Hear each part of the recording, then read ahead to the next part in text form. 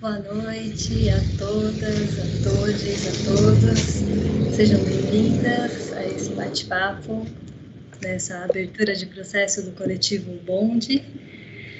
Essa abertura de processo integra o projeto Processos Abertos do Sesc Avenida Paulista, onde a gente procura aproximar o fazer teatral do público. Então, o público tenta chegar um pouquinho mais perto do que é esse processo criativo, né, dentro do teatro. Hoje com a gente, nesse bate-papo sobre dramaturgia preta, a gente tem Johnny Salaberg, que é ator, dramaturgo e arte educador. Ele é formado pela Escola Livre de Teatro de Santo André e membro fundador de O Bonde. É autor e coautor dos livros Buraquinhos, O Vento é Inimigo do Picumã, Mato Cheio e Dramaturgia Negra. Seu quarto livro, Parto Porque Te Amo, deve ser publicado no primeiro semestre agora do ano que vem. E Maria Chu é dramaturga há 10 anos, com textos teatrais lidos e ensinados em diversos países. Seu mais recente trabalho em teatro é o espetáculo infantil negro Quando Eu Morrer Vou Contar Tudo a Deus. Maria Chu também é roteirista. Agora eu passo a palavra para eles. E elas fiquem com a gente e tenham um ótimo bate-papo. Obrigado, Laiana. Obrigado, Sesc Avenida Paulista. Obrigado aos intérpretes de Libras. Obrigado, Maria Chu, por estar aqui presente essa noite. Hoje nós damos início ao segundo Dando a Letra na Dramaturgia Preta, um bate-papo dentro da programação do Bonde Ocupa, o Sesc Avenida Paulista. Lembrando que a programação vai até dia 12 de dezembro, com muitas atividades ainda, tem outros bate-papos, tem abertura de processo.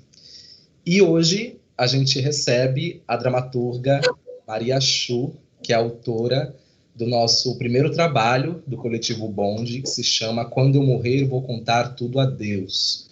O Bonde nasce com esse espetáculo e nos é mais do que significativo conversar dentro dessa plataforma com a autora do texto, para a gente poder conhecer um pouco de como funciona, o que ela pensou, quais eram as referências dela para poder construir este texto. Então, eu vou passar a palavra para a Maria Chu, e já pedindo para ela se apresentar, falando um pouco sobre como você começou na escrita, Chu, como que você... quando que veio esse interesse pela arte, em ser dramaturgo, em escrever, né, em estar em contato com as palavras através do teatro. Boa noite, gostaria de agradecer também ao Coletivo Bonde, ao Sesc Avenida Paulista e todo mundo que está presente ouvindo essa live, porque é sempre muito importante a gente trocar e pensar junto, até o fazer artístico também, né? Mas também pensar esses tempos, esses tempos com arte, né? Eu sou dramaturga há 10 anos, mas eu até respondi hoje uma pergunta de um amigo sobre se eu tenho outros interesses dentro da arte, né? Dentro do teatro, por exemplo, de dirigir, de atuar, e não. Eu disse para ele que o meu interesse e o meu compromisso sempre foi e é com a palavra. Então, eu sou dramaturga, eu sou roteirista, porque o meu compromisso é com a escrita. Eu gosto de escrever. Esse mesmo pensamento me fez passear durante muito tempo por outras linguagens dentro da literatura. Então, durante muito tempo escrevi haikai, explorei várias formas dentro da poesia mesmo, como haikai, ou rondel, poetrix, poesia concreta, enfim, eu sempre gostei da palavra mesmo, e o que essa palavra, como eu posso moldar essa palavra a serviço do que eu estou precisando naquele momento. Às vezes a gente tem uma ideia, e a ideia cabe, pelo menos é assim que eu penso, cabe num poema, ou cabe numa peça de teatro, ou cabe num filme. Então, eu gosto desse poder que a palavra tem de ser maleável e se moldar em vários espaços. Por isso que meu interesse é com ela e meu compromisso é com ela. Eu não sei nomear exatamente quando eu comecei a escrever, mas que eu acho que é alguma coisa que se assemelha muito a muitas pessoas que escrevem, que é a infância, né? De ter aquele diário, que você registra o seu dia a dia, mas um dos objetos que eu perseguia na infância era a própria poesia. Hoje, eu não escrevo, praticamente não escrevo poesia, não me considero uma poeta, gosto da prosa poética, gosto de explorar a prosa até dentro das minhas peças de teatro, mas não a poesia, o verso, a estrofe, essa poesia mais tradicional que a gente tem em mente. Então, quando eu era criança, eu gostava muito de escrever poema. Foi, assim, acho que meu primeiro contato com a escrita. Depois, um pouquinho mais velha, isso estou falando de 8 anos de idade, um pouquinho mais velha, lá com 10 anos, eu comecei a entender, dentro da minha perspectiva infantil, o que eu gostaria de fazer. Então, toda vez que tinha algum evento na escola, como Dia das Mães, eu me organizava com os meus coleguinhas lá de turma para fazer uma peça de teatro. E aí, nesse momento, eu era dramaturga, eu era figurinista, eu era atriz e desempenhava todas as funções. Embora eu nem soubesse que o profissional que trabalha escrevendo uma peça de teatro era um dramaturgo, e nem sabia que isso também seria possível como profissão. Porque eu enxergava, embora isso eu tivesse como um hobby, como um gosto, eu enxergava como profissão ou ser atriz, que estava ali ligado também a esse meu pequeno fazer ali na infância, e publicitária, que sim, aí eu via como uma profissão. Publicitária no sentido de que a minha mãe sempre me dizia que quando eu era muito pequena, 3 anos de idade, eu não costumava assistir a programação da TV. Então, por exemplo, se estivesse passando um desenho, eu não assistia. Por outro lado, quando se iniciavam os comerciais, e era a época, sei lá, final dos anos 80, meio dos anos 80, e que os jingles eram muito fortes para nomear, para desenhar os comerciais. Então, tinham jingles eu lembro do Dededrim, que eu era louca pelo Dededrim, o jingle, e eu queria trabalhar como publicitária para criar esses jingles, essas músicas para propaganda. Também não entendia que tudo tinha a ver com a escrita, né? Eu estava ali cercando todas as minhas possíveis profissões com a escrita. Ser dramaturga, ser atriz, que acho que a gente escreve, eu fico imaginando que o ator ou a atriz também tem uma própria escrita teatral, escrita corporal, e ser publicitária. Então, desde criança, eu acho que eu persegui a escrita como objetivo de vida, mesmo sem saber nomear que eu poderia ser futuramente dramaturga ou roteirista. Jama Pele Abu. O meu nome é Abu. Abu, eu queria um cachorro. Desde o começo eu queria um cachorro, mas eu queria um cachorro qualquer. Eu queria um cachorro de rua. Eu queria um cachorro para ensinar eles os truques bobos de dar pata, de pegar graveto, de cavar buraco. Eu queria um cachorro para ser o meu melhor amigo. Mas o Baba, o meu pai, disse que a gente não tinha comida para dar um cachorro. Então eu ganhei uma mala. Uma mala velha não é exatamente o presente que um menino de 8 anos espera ganhar.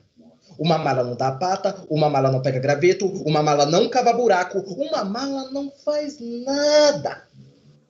Então você tem que inventar 1000 maneiras de brincar com ela. Sim, brincar com uma mala. E ela se chama Ilê.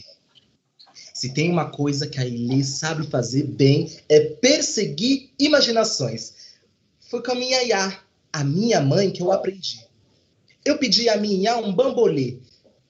Mas a gente não tinha dinheiro para comprar um bambolê.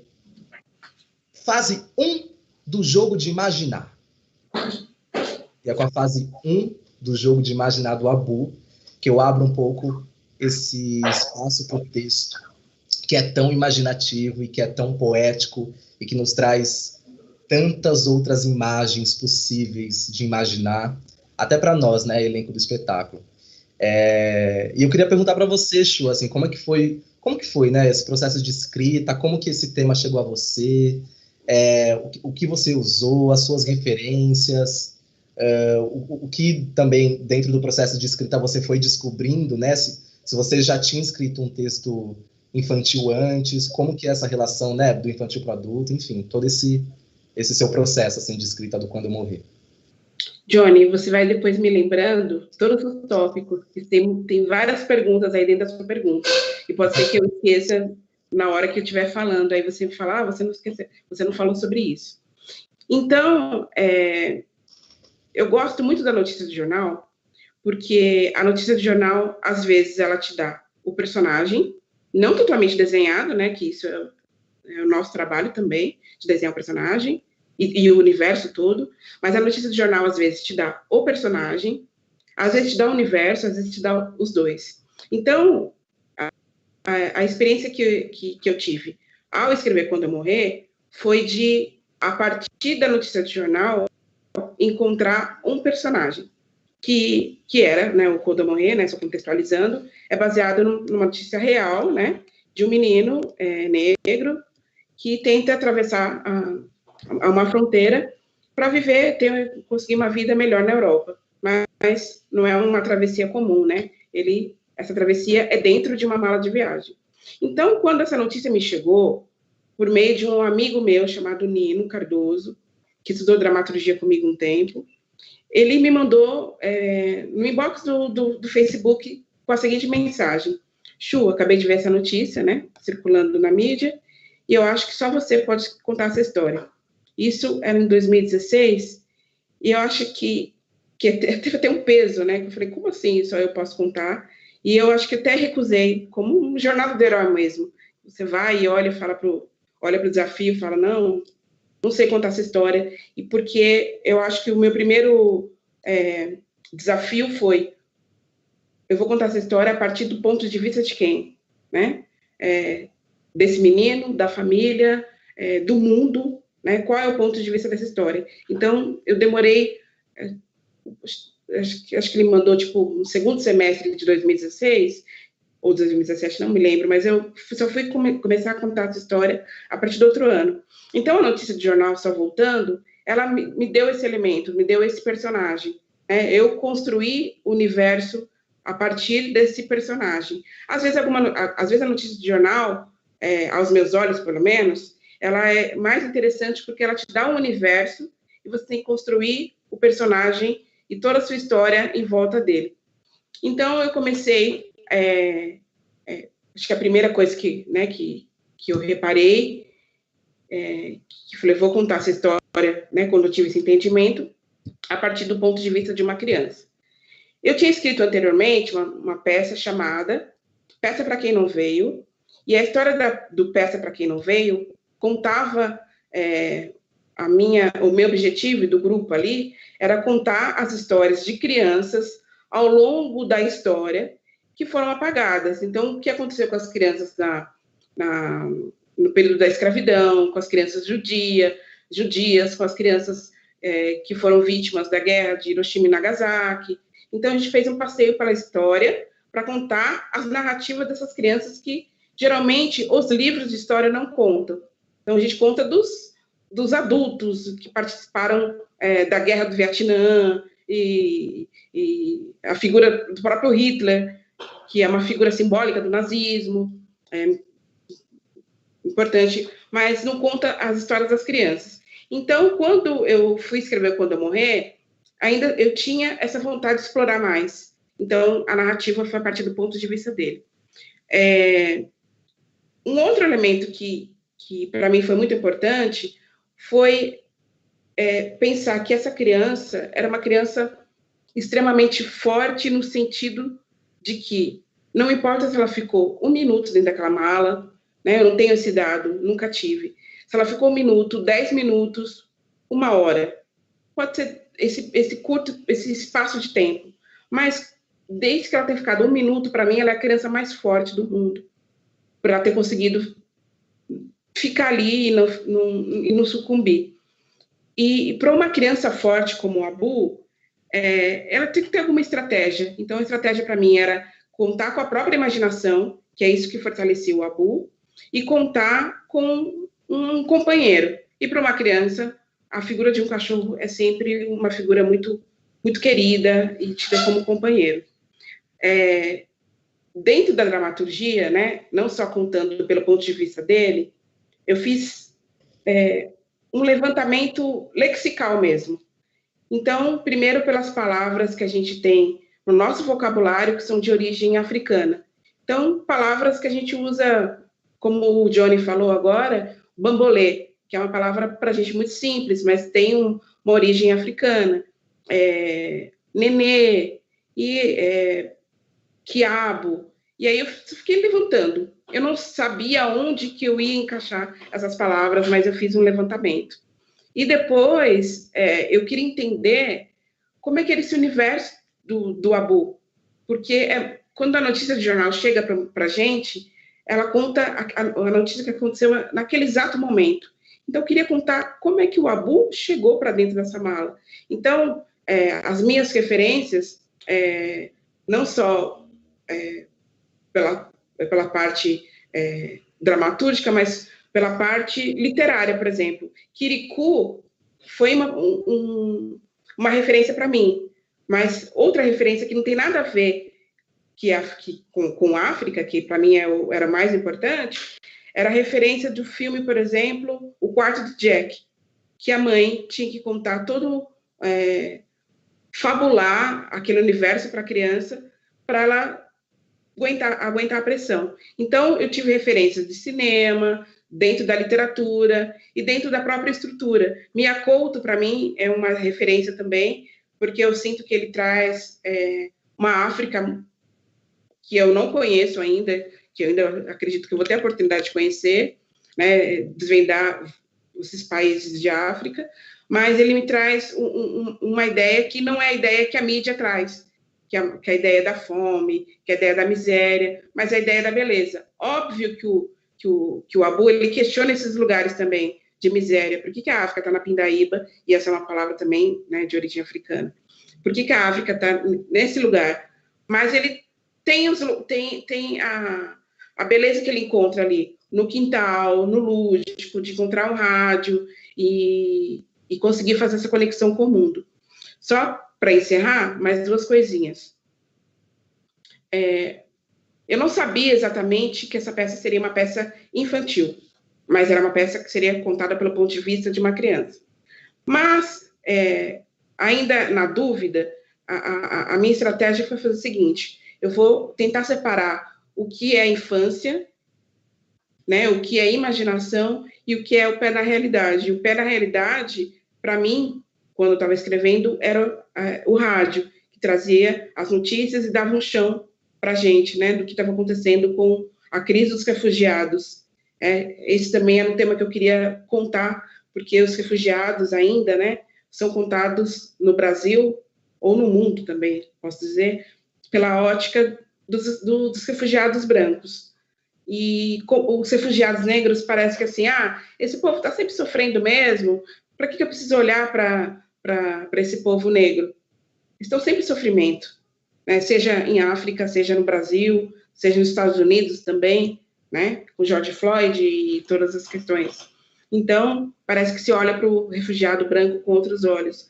Inclusive, né, na própria novela, que eu não estou criticando, mas estou falando do protagonismo, Órfãos da Terra, né, que ganhou Emmy, merecida, uma bela novela, mas traz o protagonismo de refugiados brancos. Então, isso também era um tema que eu queria perseguir e discutir com essa peça.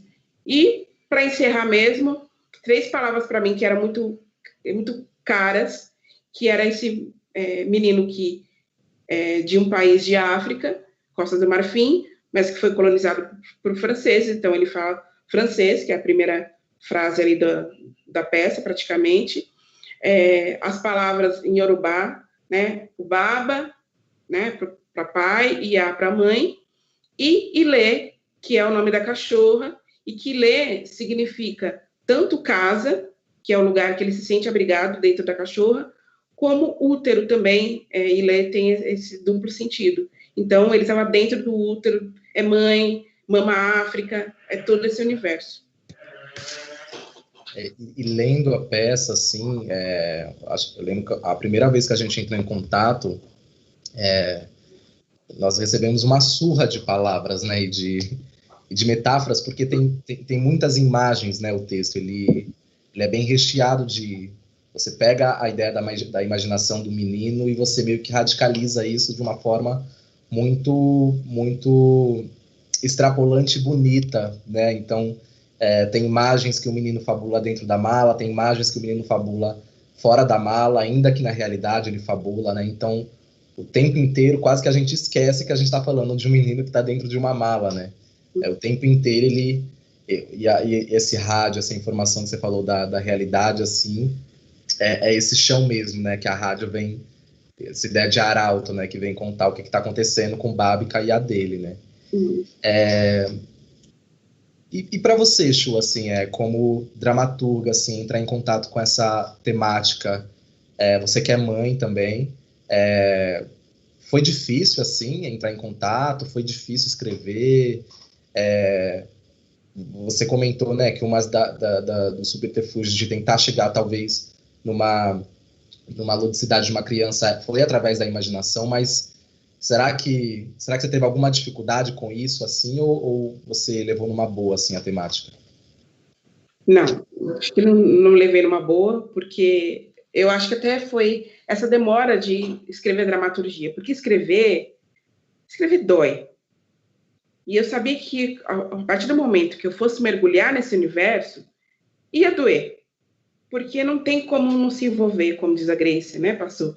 A gente se envolve com tudo no mundo. E escrever a história desse menino, sendo mãe, né, tendo, na época, a Elo era menor, e aí olhar e falar, caramba, podia ser a minha filha, né, nesse lugar. Né, se eu não tivesse, né, esses privilégios de ser uma mãe que trabalha e tal, né, eu não queria julgar essa mãe também, né, por que essa mãe ou esse pai colocaram o filho dentro da mala? Não importa, né, eles fizeram o que eles acreditaram que era melhor para o filho, né, e é isso que me fez escrever a peça, porque se eu achasse que essa história era uma história condenável, né, olha que os pais submeteram essa criança, eu não contaria. Então, eu vejo esse ato de extremo amor, né, como é que os pais usaram o último recurso que acho que eles pensaram para tentar dar uma vida melhor para o filho. Eu acredito que esse Abu, né, que é o nome real mesmo da criança, seja o filho único deles. Então, eu também sou mãe de uma filha só, a gente sabe qual é a importância que tem esse gesto. Não foi fácil também, porque você tem que fazer um exercício de alteridade, se colocar radicalmente no lugar do outro, e de empatia também, de se colocar no lugar do outro. Como é que esse menino, o que esse menino pensava o tempo todo? Né? Como que esse menino usava de estratégias para vencer esse mundo? Não só o mundo dentro da mala, mas o mundo depois da mala. Porque a peça é o ato 1, né? A África, Costa do Marfim e tal, e ato 2 começa ele num outro lugar, que é num outro país, na Europa, com gente totalmente diferente dele, num orfanato, que não era esse mundo que ele imaginava atravessar. Então, esse exercício de me colocar no lugar do Abu o tempo todo é muito doloroso, porque as pessoas, né, você sabe, as pessoas que assistem o Abu, muitas pessoas choram. E eu só, talvez não, a gente só consegue fazer com que as pessoas se emocionem se a gente se emociona junto também, né? Escrevendo cada palavra com esmero, porque é muito respeito à história real de uma pessoa. Você não está contando embora seja ficção, é uma história que é real, é uma história que aconteceu mesmo. Então, eu tenho muito respeito para essa história, então eu quis contar com muito cuidado, e escrever assim com uma artesania, com cuidado com cada palavra que eu colocava, e sem pressa, porque Eu acho que essa história merecia ser contada desse jeito. Pelo menos é o que eu pude fazer para essa história. Sim. E no meio disso que você estava falando, me deu vontade de te ouvir mais um pouquinho. Eu sei, né, porque você já contou pra gente, mas só para quem está assistindo, da onde veio o nome, da ideia do nome, assim. Se você tinha outras opções, assim, ou se quando veio esse nome, você falou, não, tem que ser esse nome. Para mim, Maria Chu, é sempre muito difícil nomear uma peça de teatro. Eu acho que é mais difícil na minha experiência, escrever o título do que escrever a peça de teatro inteira. Então, eu passei por muitos lugares antes de chegar a esse título, Quando Eu Morrer Vou Contar Tudo a Deus, né? Desde os mais bobos, que eu acredito que eram frágeis, e são frágeis, tipo o Menino da Mala, que era um apelido que ele ganhou quando ele chegou na Europa, né? As pessoas sabiam dessa narrativa toda dele, desde os mais, talvez, complexos, que tivessem um nome com uma raiz africana, assim como Ilê, Iá, etc. Como essa peça tem um protagonismo infantil, eu estava pesquisando, né, outras coisas para dar músculo para essa história, e aí, por um acaso, se é que acaso existe, eu me deparei com uma matéria de jornal de um menino sírio que, antes de morrer, né, com estilhaços da própria guerra, né, de bomba e tal, era uma criança muito menor ainda que o Abu tem, na época, 6 anos, 8 anos, eu sempre erro, assim, 6 ou 8. Mas era menor que o Abu, ele tinha 3 ou 4 anos de idade, e ele disse, antes de morrer, quando eu morrer, vou contar tudo a Deus. E eu achei e é uma frase muito forte, por ser dita por uma criança tão jovem, uma criança tão pequena, de ter essa dimensão e essa sabedoria do mundo, que olha, o que vocês estão fazendo, adultos, é tão errado que eu vou ter que morrer, quando eu morrer, eu vou ter que relatar tudo para Deus, que vocês estão fazendo um monte de meleca. Vocês estão fazendo, para não falar palavrão, vocês estão fazendo tudo errado. Então, cabe a mim, quando eu morrer, vou contar essa história que vocês estão fazendo aí nesse mundo todo errado. E aí eu vi essa frase, quando eu morrer, vou contar tudo a Deus. E se essa peça tinha um protagonismo infantil e essa frase também tinha um protagonismo infantil, eu achei que essa frase cabia, embora uma outra história, um menino sírio, o Abu, menino africano, mas são crianças vitimizadas pela ação dos adultos. E aí eu encontrei um lugar na peça também para o Abu dizer essa frase. E é um título, é muito bom esse título, assim, e saber que foi dito por uma criança é mais extraordinário ainda, porque ele é um título tão inocente, mas também tão profundo, né? Quando eu morrer, vou contar tudo a Deus, que é exatamente isso que você falou, né? Quando é um jeito de dizer, vou fazer justiça, mas na linguagem da criança, né? É uma sacada muito boa, assim, inclusive, que gerou discussões né, em nós do Bonde na hora de encenar a peça, de estrear o espetáculo, por conta de 2 palavras, o morrer e o Deus.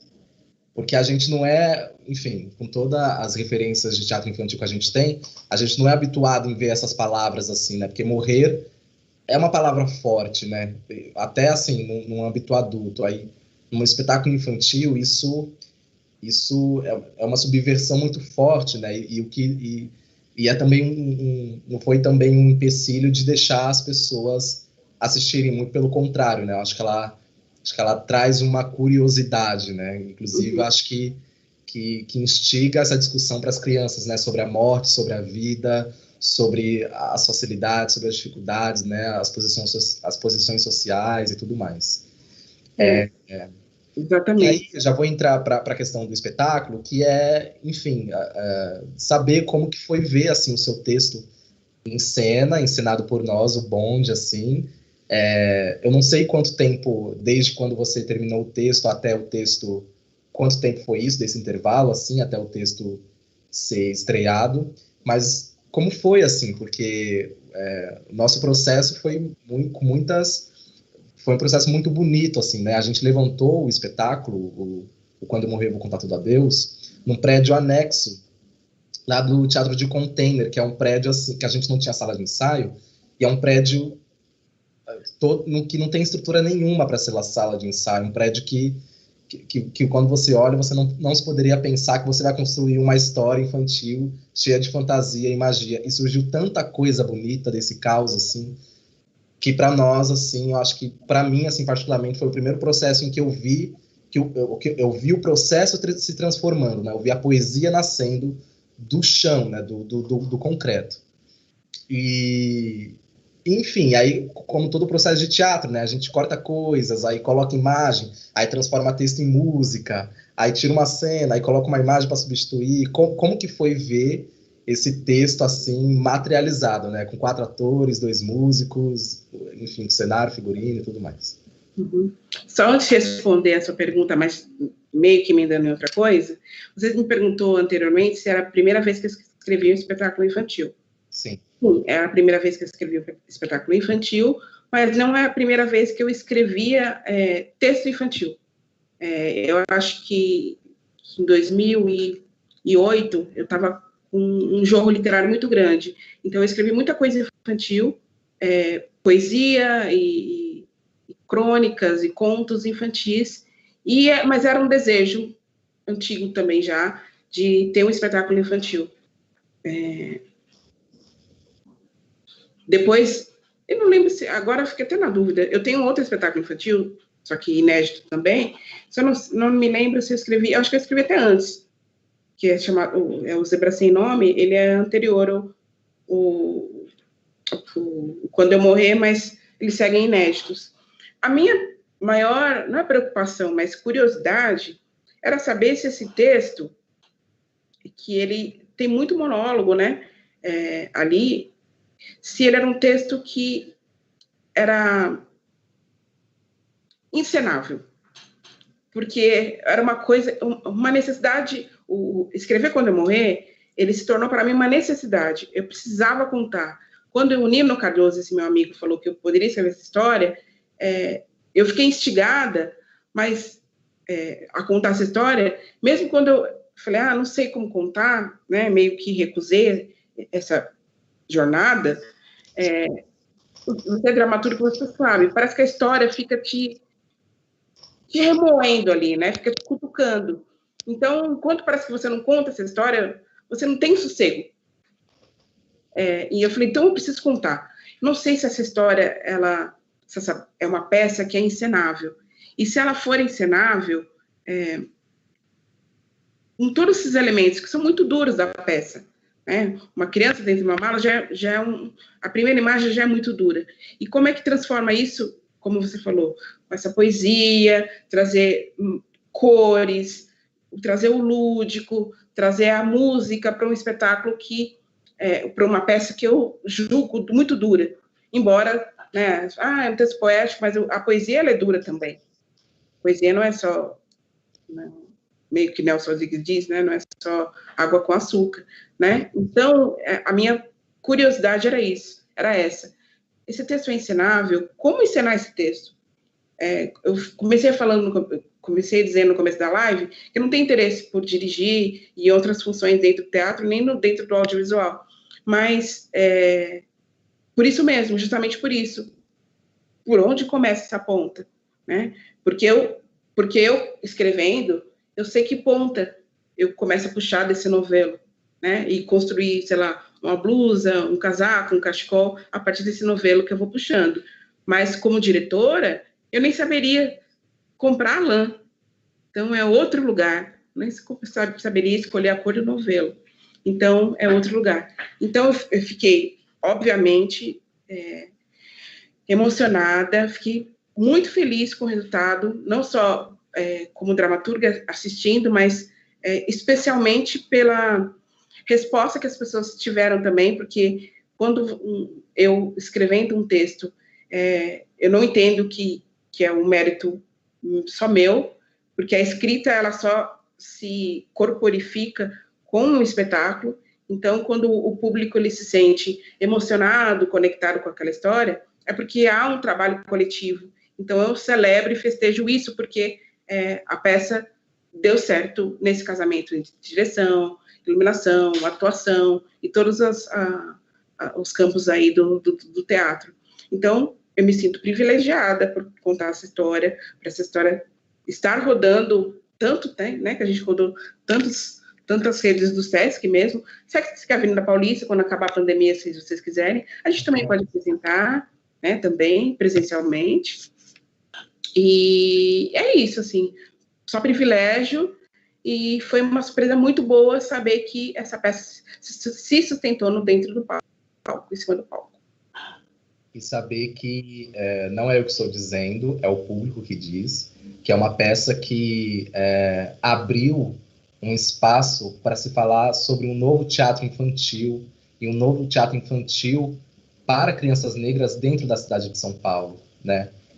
Não só a gente, obviamente, tem uma galera que tem, aí na cidade de São Paulo, tem uma pesquisa com teatro negro muito forte, mas o que a gente ouviu assim do público, e sim, a gente rodou por muitos lugares, fizemos festivais, a gente fez mais de 120 apresentações, desde quando a gente estreou, que foi ano passado, assim, fez mais de um ano, então é muito, assim, para um espetáculo infantil, né, e, enfim, a gente ouviu, a gente teve as mais variadas impressões e visões, assim, apresentando a peça.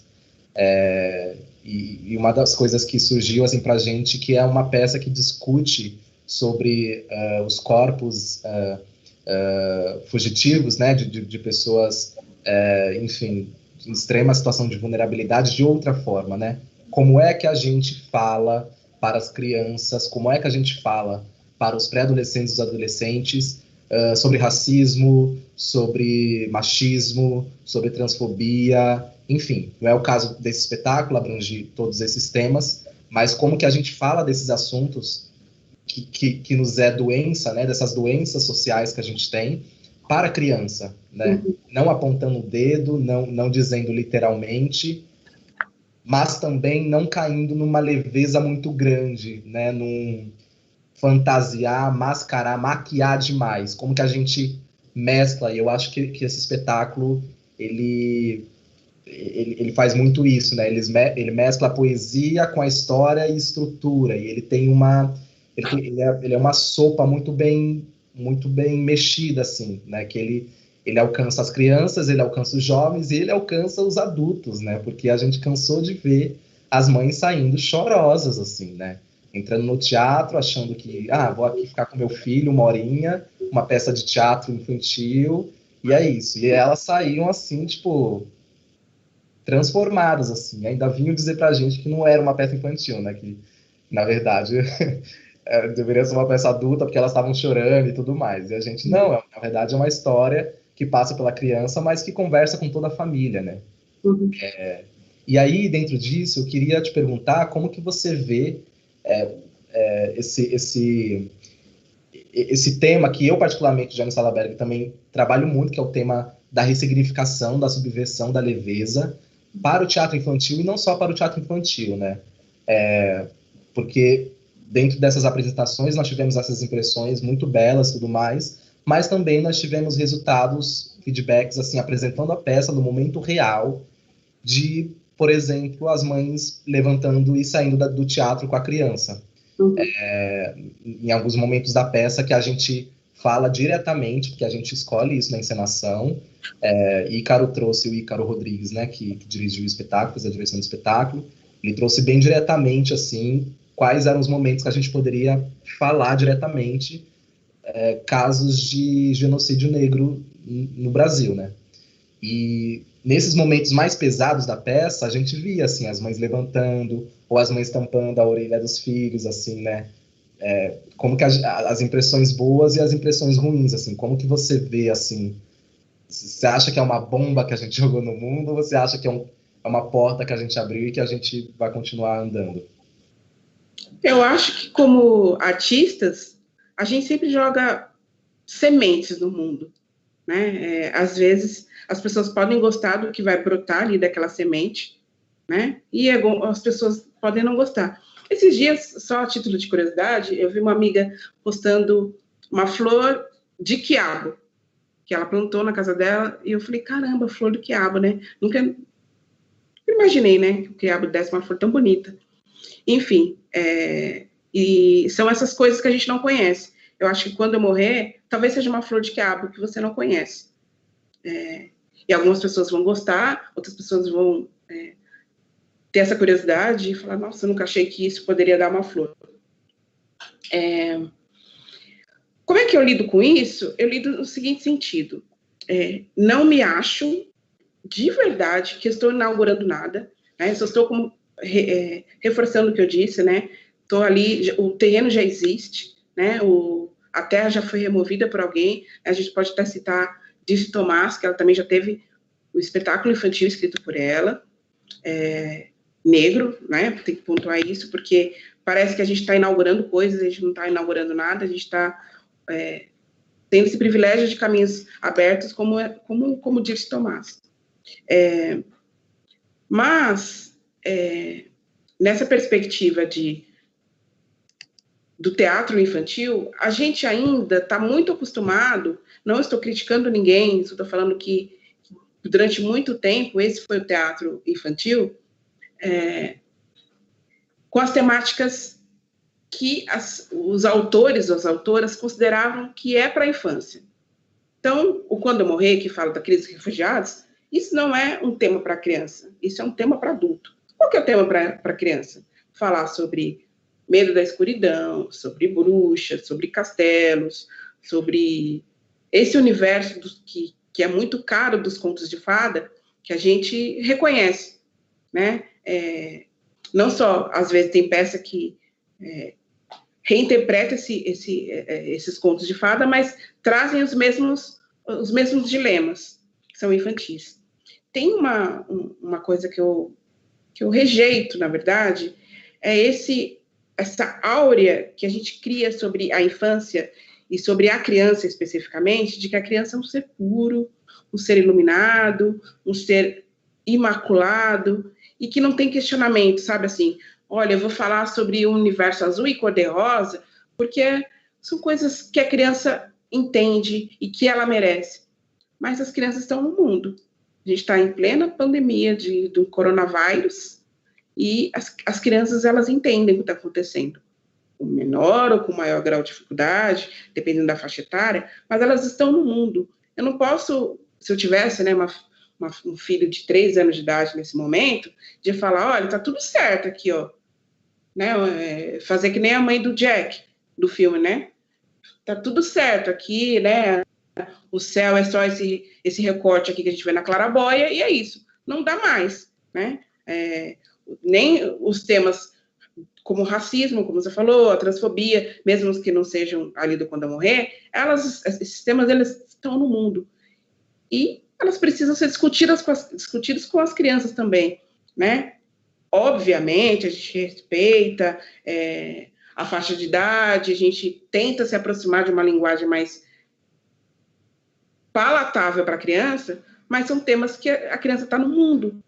Então, jogar essas sementes nesse terreno e ver o que vai brotar, é isso. Algumas pessoas vão gostar ou não. Às vezes eu tenho esse público que tampou os ouvidos da criança, a criança, eu acredito que em algum momento ela vai perguntar coisas, porque essas mães e pais que não tamparam os ouvidos e que a criança, durante o espetáculo, ouviu palavras como refugiado, ali soltas assim, racismo, macaco, e eu vi, como espectadora da minha própria peça, de olhar crianças virando para os pais e falarem assim, o que é racismo? Crianças muito pequenas, ou por que ele chamou outro de macaco?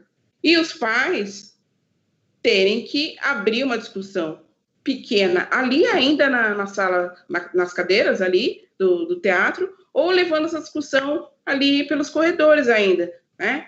Porque a criança, ela quer saber, ela precisa saber também, né? E se a gente não discute temas como racismo desde a infância, não adianta falar assim, né, meu filho não é racista, mas se às vezes ele está replicando, na verdade, né, um ato racista, porque ele viu ou na escola, ou na mídia, né, ele está replicando aquilo. Se eu olho para o meu filho e falo, não posso discutir esses temas porque não são para ele. Então, em que momento que a gente vai discutir isso?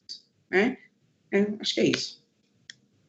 E eu acho que esse texto, assim, especificamente, ele abre um pouco essa discussão, né? Como que a gente fala desses assuntos, né? Que são tão pesados e são tabus até para... Eu acho que agora, a gente está se sentindo confortável nos teatros adultos, né?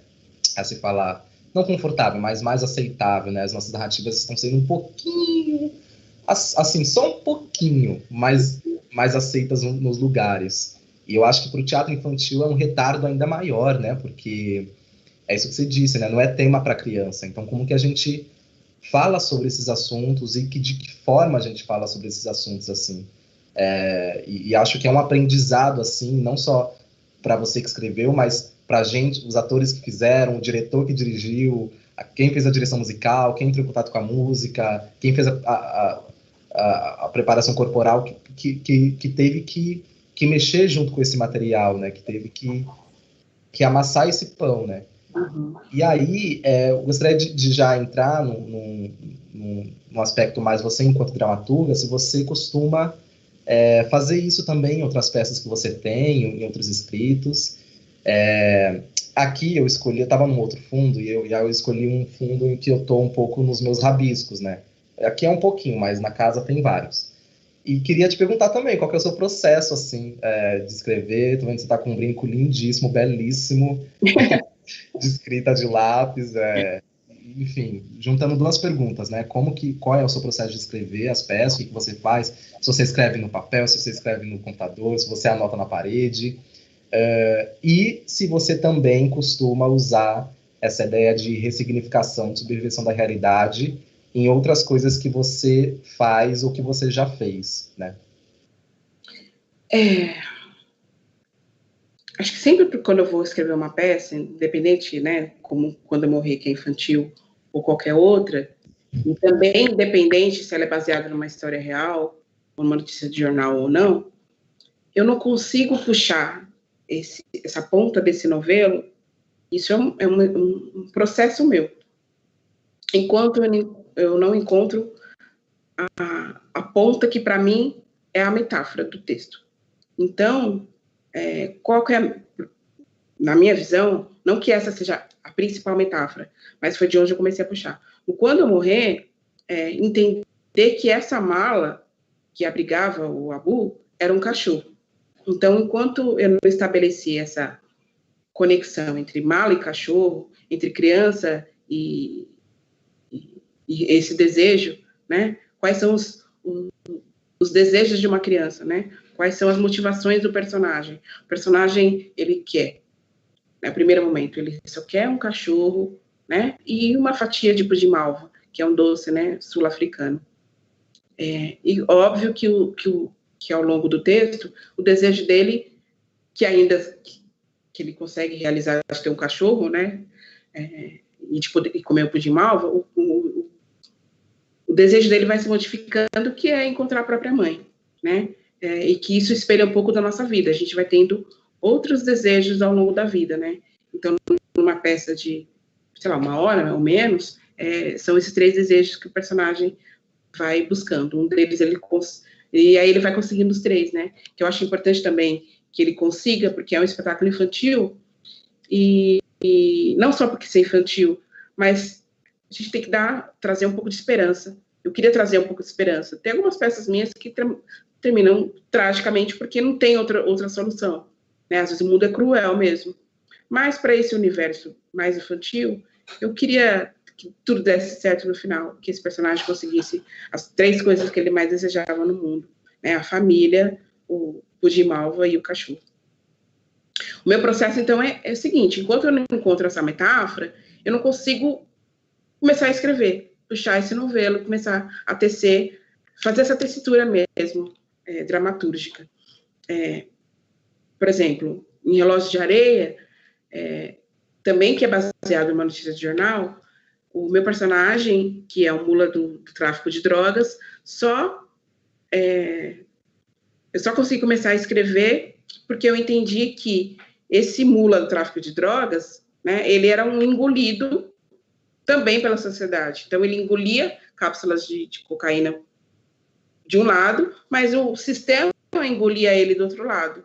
E que esse sistema para mim era o Jonas, que é a baleia, e aí, né, remonto o mito bíblico. Então, são esses lugares, assim, que eu falo, eu preciso me organizar. Assim como o giz também, o principal número que ficava rodando na minha cabeça era 45, e ele repete muito na peça, e contar esse universo de sala de aula. A figura de uma professora, a maçã, que é um alimento, né, muito estereotipado, que o professor come maçã, mas estabelecer essa maçã dentro do universo também bíblico, né, Adão e Eva, essa relação de professora e aluno. Então, eu vou tentando puxar essas metáforas, e aí, com essa metáfora puxada, eu começo a inserir essas referências.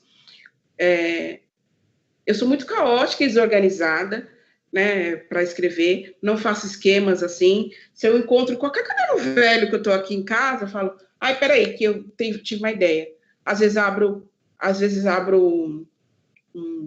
um arquivo no Word mesmo, anoto umas ideias, depois eu nem sei onde que eu guardei tudo, mas para mim, eu acho que está ali tudo guardado, embora eu tenha anotado um caderno velho que eu achei, a hora que eu começo a rabiscar, eu sei que eu tenho uma memória mais visual.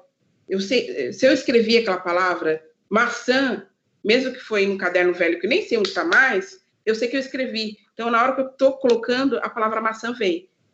Mas, para mim, um ponto principal quando estou escrevendo não é só esses esquemas, né, como você faz, mas é uma palavra que dentro da próprio texto puxa outra. Então, se eu escrevo bambolê e eu olho, na hora que está escrito lá no arquivo do Word, bambolê, eu falo, caramba, eu preciso puxar, essa palavra me vem outras ideias, que é no próprio texto que se puxa.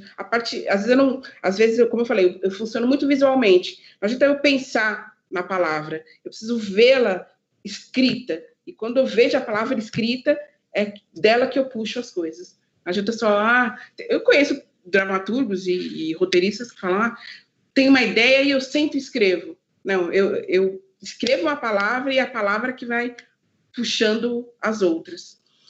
Agora, no meu processo, não sei que você não perguntou isso, mas já vou falar, porque eu me lembrei muito, o meu processo de audiovisual, ele é um pouco mais organizado, porque a gente trabalha, às vezes, com bits, então, às vezes, eu preciso de um esquema mais no papel.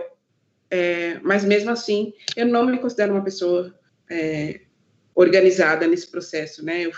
Uma palavra que, para mim, é que vai puxando. Eu preciso ver escrito para escrever. E é muito bonito você estar falando, né? Porque eu entendo assim, a minha leitura da sua fala, de que você falou, escreva em caderno velho, escreva em um papel que está aqui, escreva no Word, e as coisas ficam espalhadas, né? Mas mesmo assim você sabe onde está, porque parece que você presentifica a palavra, então você precisa escrever para ela estar dentro de você. Uhum. Então você se escreve, né? Você se escreve por dentro, assim, eu fiquei muito com essa imagem.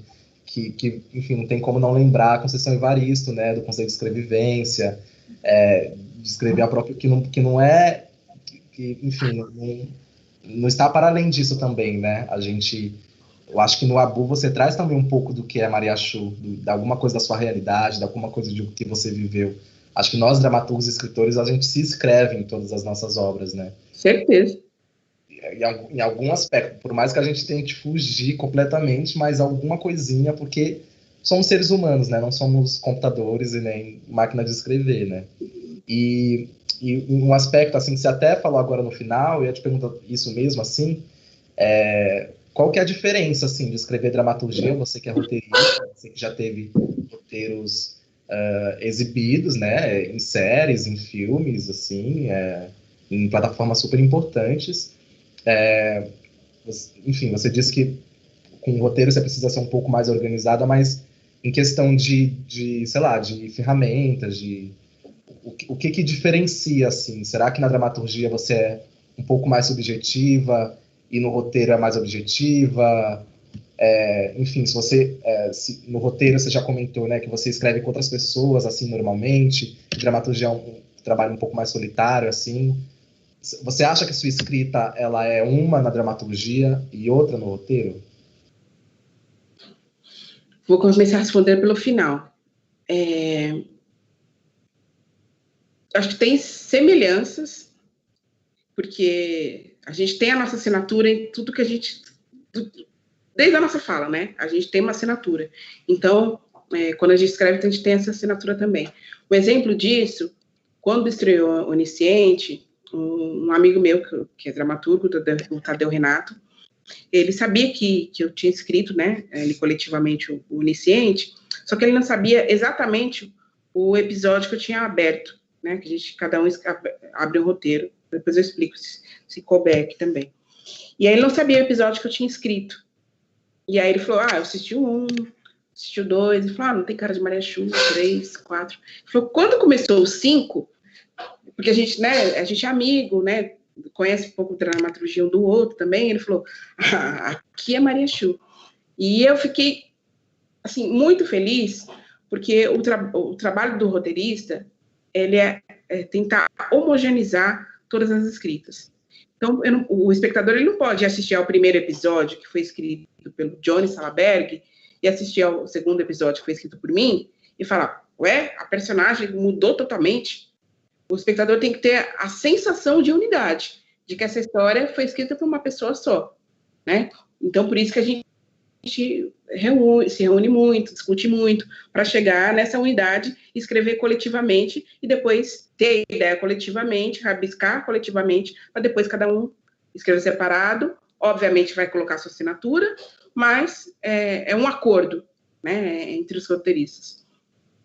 A escrita, realmente, de teatro, ela é mais solitária, né? Por mais que eu já tenha participado de processo seletivo, processo colaborativo, e de que, alguém me deu uma ideia, ou estava no grupo, como no caso do Cabaré Extravagância, lá com os sátiros, de ser um processo de muita contribuição da direção, dos atores, né? E dos iluminadores também.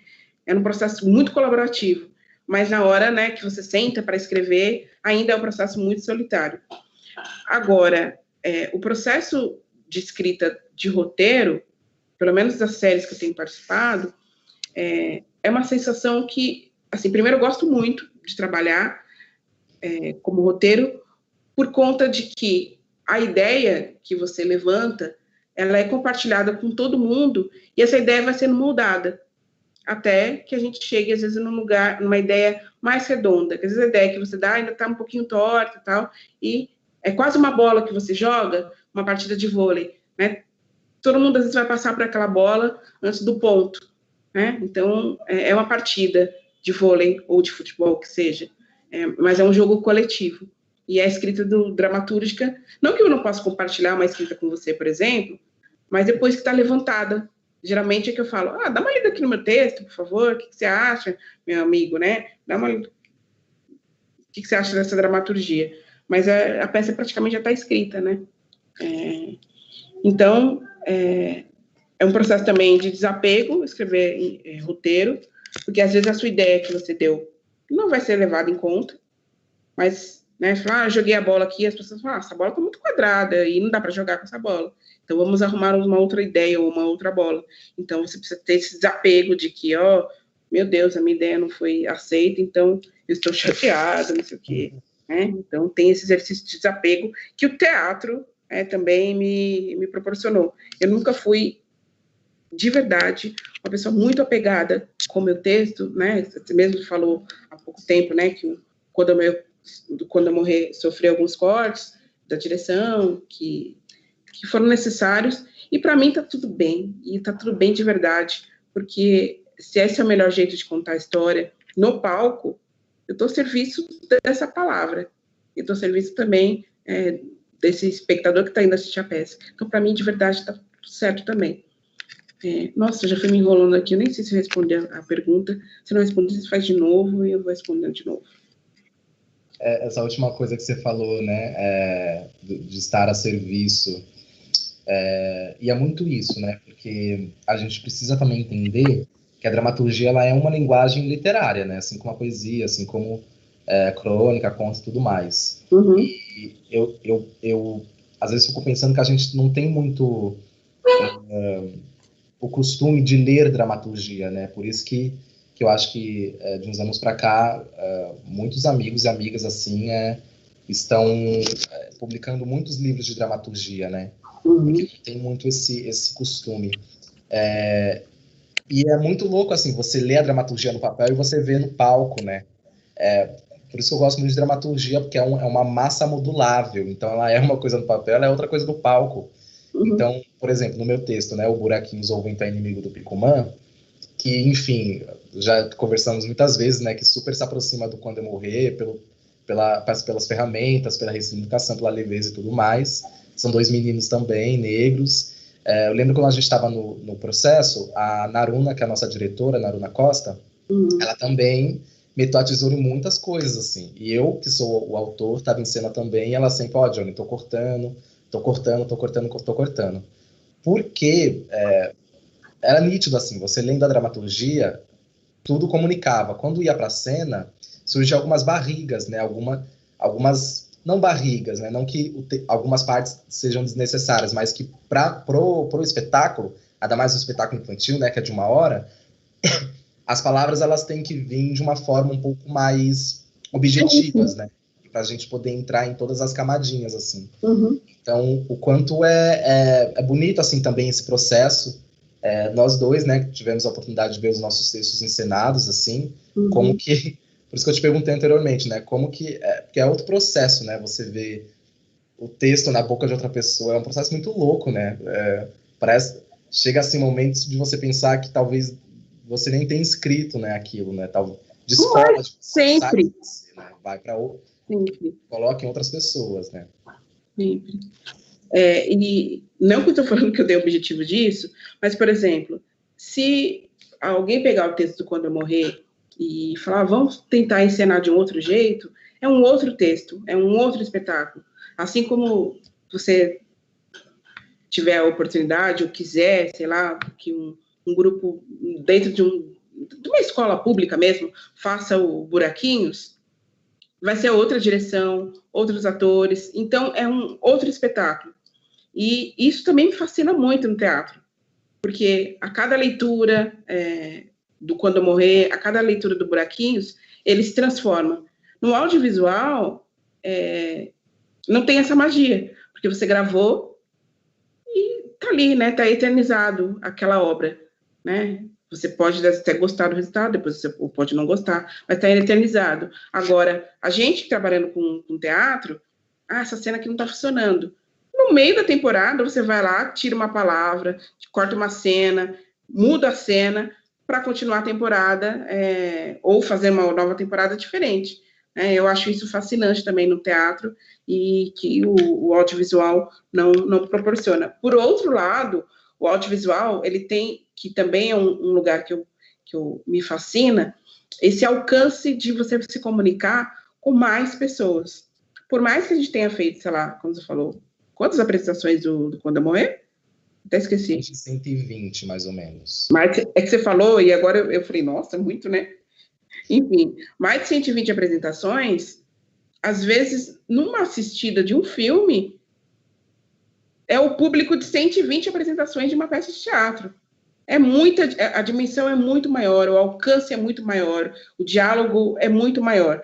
São linguagens completamente diferentes, eu não conseguiria e nem quero falar, olha, eu prefiro essa, porque não tem como preferir. Eu amo teatro, eu tenho amado escrever para o audiovisual também, mas são linguagens completamente diferentes e o diálogo também é completamente diferente, né? Eu me encanto também quando o ator se aproxima do público e olha nos olhos e faz esse jogo com o público, com as crianças, e me encanto também de como esse alcance tem do audiovisual, né? A pessoa que fala, nossa, assistiu, mesmo Quando Eu Morrer, quando foi numa plataforma online do próprio Sesc, um amigo meu que mora em Manaus, caramba, assisti. Aí você fala, caramba, né? O audiovisual, ele tem esse alcance que é muito gostoso, assim, gratificante. Mas eu não escolho nenhum, fico com os dois enquanto eu puder. E tá realizada. Tô. Chu, a gente está recebendo alguns comentários do YouTube, e aí eu vou lendo para você, tá? E a gente vai conversando aqui. Tá bom. O primeiro é para você falar como que foi a visão da sua filha Elô quando ela assistiu o espetáculo Quando Eu Morrer. Eu vou falar da Elô? Daqui a pouco ela briga aqui e fala, ai, mãe. Já tá aí, né? Já tá olhando, já até olhou. Mas antes de falar da Elô, eu queria falar do meu marido. A gente, infelizmente, acho que nós três, assim, juntos, vamos muito pouco ao teatro. Às vezes eu vou, às vezes sozinha, ia, né? Um pouquinho antes da pandemia. Agora vai voltar, mas enfim, uma outra conversa. Mas nós três, assim, juntos, a gente vai pouco em relação do que eu vou sozinha, né? Então, quando a gente foi assistir ao Quando Morrer, você falou agora há pouco, né, de usar as próprias referências e colocar no texto, né? Depois a gente se olha e fala, caramba, né, essa também é minha vida no espetáculo. Obviamente que eu sou casada um pouco mais de 20 anos com esse marido, quantas histórias que eu já não vi desse marido, né, e dessa infância desse marido. Então, foi uma surpresa para Elô, quando ela assistiu ao Quando Morrer, ao lado do pai, que esse homem negro, que raramente chora, ou que eu mesma, acho que em 20 anos, se eu for contar, acho que 3 vezes que eu vi esse homem chorar na vida, e que eu acho que na época, a Elô acho que nunca tinha visto. Se eu vi 3, acho que a Elô não tinha visto nenhum. E ela olhou para o pai dela e falou, você tá chorando, sabe? Tipo assim, nunca vi isso é inédito. Por quê? Porque ele viu a história dele espelhada. Então, quando a gente saiu do Sesc Belenzinho aquele dia, a gente foi comer alguma coisa, ele continuava chorando. E aí eu falo, Paulo, meu Deus, você tá chorando? Ele falou, cara, aquela parte de chão de terra batida, de chutar caroço, e que não sei o quê, de fabular também, de encontrar um objeto na rua e ficar brincando com ele, né, quebrado como... Ele chorava, ele continuava chorando, porque eu estava falando de um menino na Costa do Marfim, mas, na verdade, eu estava presentificando para a infância minha, em alguma medida, porque a minha infância foi totalmente diferente da infância do meu marido, mas presentificando a infância dele. Um diálogo que foi importante também, agora falando da minha filha, que para mim foi o principal, foi ela dizer assim, que ela não tinha dimensão que uma pessoa poderia atravessar a fronteira a pé, como era o caso do Abu, né? Ele estava dentro de uma mala de viagem com uma mulher e eles iriam atravessar a fronteira a pé. Na cabeça dela, só era possível atravessar uma fronteira ou de carro, de avião, né? De outros meios de transporte, mas não a pé. E aí você sabe de olhar e falar, não, vem aqui que eu preciso explicar como é que é uma fronteira. Às vezes, dependendo do país, aqui no Brasil, você atravessa uma rua, você está em outro país, dependendo do estado que você está, né? É outro país. E que são limites geográficos que são também do adulto, né? Essa peça fala de criança, e que até esses limites geográficos são do adulto. Por que o Abu não pode atravessar ali, que é outro país? Porque um adulto determinou que ali é outro país e que é outra lei, que são outras regras. Acho que faz as duas experiências muito marcantes para mim, na minha família. Um outro comentário aqui do Lucas Moura, nosso amigo, dramaturgo preto também, muito maravilhoso nas escritas. Ele trouxe um comentário que eu vou ler para você, é um pouquinho grande, mas acho que rola. Chu, eu e você tivemos a mesma mestra de dramaturgia que a Marici Salomão. Ela uma vez me instigou a entender qual era o meu sintoma na escrita. Qual aquele símbolo, assunto ou tema que sempre aparecia nos meus escritos. Ela diz que esse sintoma diz muito sobre nossa visão sobre o mundo. Eu entendi que o meu até então é a clausura. Meus personagens estão sempre enclausurados porque sinto que o racismo nos enclausura, o capitalismo nos enclausura. E esse momento é um símbolo disso. Você consegue dizer qual que é o seu sintoma? Ou se você pensa nessa reflexão da Marici? Perfeito, Lucas. Obrigada pela pergunta. O meu sintoma é muito parecido com o seu. Tem a ver com clausura, tem a ver com dentro, né? Mas tem a ver também com respirar. Para mim, que tem a ver, obviamente, é a mesma raiz racista, né, de não respirar. Então, para mim, o Abu está dentro dessa mala, e ele, não sei quanto tempo que já falei, né, que ele fica ali, mas ele quase não pode respirar.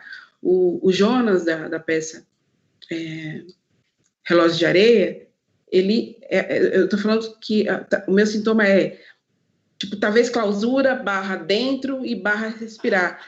O Jonas, ele tem cápsula de cocaína dentro dele, né? E ele tem que correr contra o tempo também.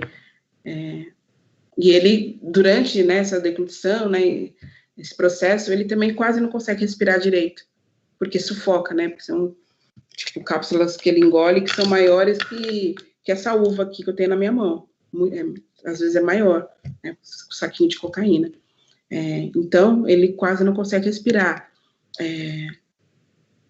Tem várias peças, assim, que eu consigo pensar. O Ar Rarefeito, que são duas mulheres costureiras bolivianas dentro de uma oficina clandestina de costura, né? Elas não conseguem respirar, porque quanto mais elas costuram, mais o ar fica rarefeito nesse lugar. Então, as minhas peças ficam sempre nesse universo de não conseguir respirar, é o universo dentro. Então, o meu sintoma é esse. Então, eu acho que quando a gente não sei se chega a um lugar, né? Mas quando a gente não esgota esse tema, a gente não para de escrever. Tem um curta-metragem meu que chama Gravatas, e também é sobre um homem que tem uma claustrofobia. A doença dele ele é claustrofóbico. E ele não consegue nem entrar no elevador, enfim. E tem uma raiz racista também nisso. É muito louco, né, essa coisa do sintoma. Eu já tinha conversado com o Lucas, assim, sobre isso. Ele já tinha me dito que ele tem um pouco esse sintoma na escrita dele, né, do enclausuramento e tudo mais. E eu fico pensando sobre mim também, né, qual seria o meu sintoma. Acho que para todo mundo que escreve, todo mundo que cria, de uma certa forma, acho que mais para quem escreve, qual que é o sintoma, né? Atualmente, eu tenho uma trilogia da fuga, né, que eu escrevo 3 textos, e aí o texto, até o título que a Laiana leu no começo da biografia, é um livro que eu vou fechar essa trilogia, né, que é O Mato Cheio, Buraquinhos e O Parto Porque Te Amo, e fico pensando que talvez esse meu sintoma seja a fuga também, né, essa necessidade da saga do herói, essa necessidade de sair de um lugar e chegar ao outro, né, essa coisa de deslocamento. E eu acho que isso ajuda muito, assim, para quem escreve, poder se aprofundar, né, porque às vezes quando a gente está, digo por mim mesmo, assim, quando a gente está escrevendo, assim, as primeiras peças e tudo mais, a gente quer escrever de tudo, né, a gente quer experimentar tudo, mas eu acredito muito que o escritor, ele tem já a sua linha, por toda a sua trajetória, por toda a sua experiência. Então tem gente que é mais da narrativa, tem gente que é mais do diálogo, tem gente que é mais do conto, né, aí já pode da dramaturgia, tem gente, enfim, e para entender isso, né, essa linguagem de cada um e se aprofundar, leva um tempo, né, para poder, e eu acho que você, enquanto roteirista, você também deve ter os seus sintomas dentro do roteiro também, né, imaginando que talvez você leva muito do teatro também pro roteiro, né, não sei dizer, mas as coisas que eu assisti também, assim, que você escreveu o roteiro, eu senti que não era um roteiro, assim, tradicional que eu já tinha visto, tinha sempre uma pílula teatral, algo que foge um pouco da realidade, uma ficção muito, muito, muito construída fora da realidade, que é o audiovisual, que é o naturalismo e tudo mais. Então, o naturalismo também é sobre esse sufocamento também, né? Estar num porão, enfim, enquanto a gente não esgotar mesmo, não sei. Escrever tudo que a gente tem na cachola. Para quem está nos assistindo, continue mandando comentários para a gente poder falar aqui. Tem mais um que eu deixei depois desses dois, porque ele é um pouco, acho que ele conta um pouco do futuro. Maria Chu, conta as novidades sobre outros textos seus encenados. O que você acha? Acredito que, enfim, entender o que você quer aprontar por aí, o que você tem. Eu só não entendi o seguinte, se é uma pergunta sobre os textos que eu vou escrever ou os textos que vão vir à cena, que virão à cena. Eu acho que pela palavra novidades, acho que os textos que vão vir à cena, né? Maria Chu, conta as novidades sobre os seus textos encenados. Acho que o que você está aprontando. Esse ano, eu escrevi muito, assim, escrevi um texto só, ainda foi coletivamente, foi o Arfar, né? Estou falando texto de teatro, eu escrevi muito pouco esse ano.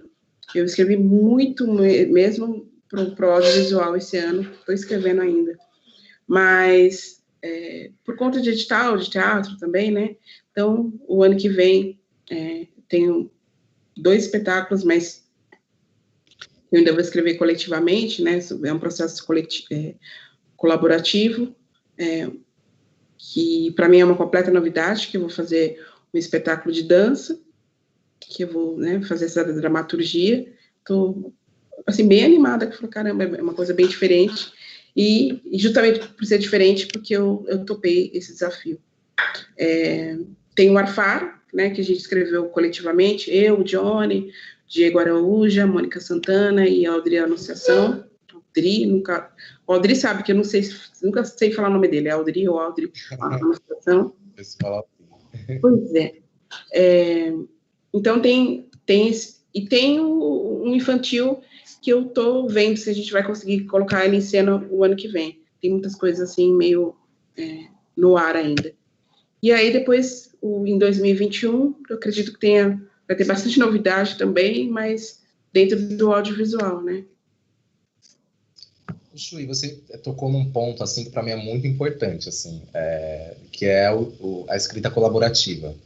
No Arfar, como a gente fez, para quem não sabe, Arfar é um projeto que eu e a Chu fomos convidados como dramaturgues, junto com dramaturgues lá em Salvador, um projeto que se chama Sala de Dramaturgia Brasil, que aconteceu, né, em mais ou menos abril e março desse ano, que foi juntar 2 dramaturgos daqui, 3 dramaturgos de Salvador, para escrever uma peça na pandemia, né? Poderia ser o tema da pandemia, ou a gente poderia fugir, e a gente acabou, né, mergulhando dentro desse tema e tudo mais.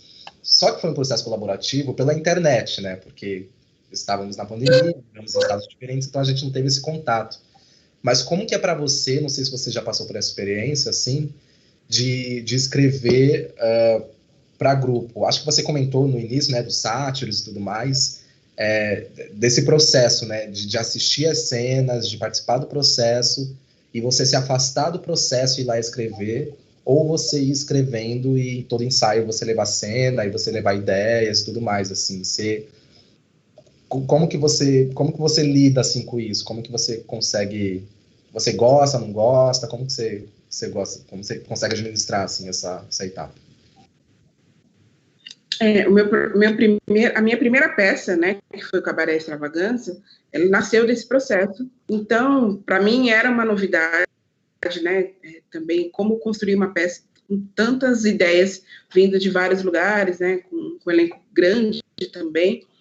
Mas eu achei, e acho ainda, né, achei tão bonito, porque às vezes as ideias vinham de outros lugares.